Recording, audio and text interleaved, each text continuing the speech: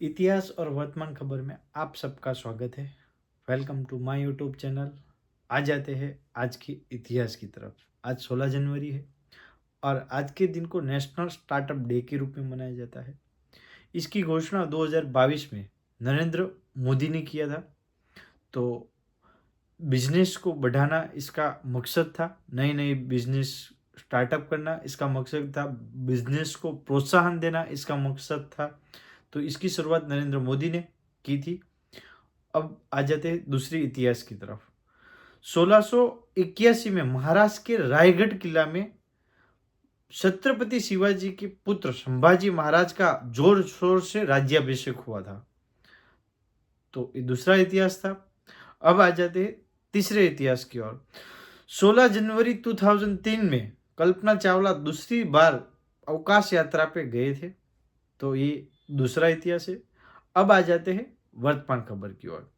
तो वर्तमान खबर में सबसे पहली खबर है, मुंबई में बीजेपी ने बहुत बड़ी प्रचंड बहुमत मिली है और उन्होंने वहाँ पे म्यूनिसिपल कॉरपोरेशन की चुनाव जीत लिया है।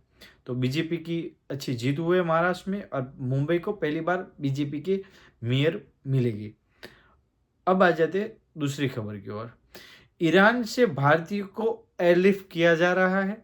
जो भारतीय ईरान में फंसे हैं उनको विशेष विमान से वापस भारत लाया जा रहा है।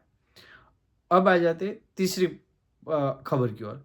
एक पतंग की डोरी लगने के कारण एक छोटे से मासूम बच्चे की मौत हो गई है।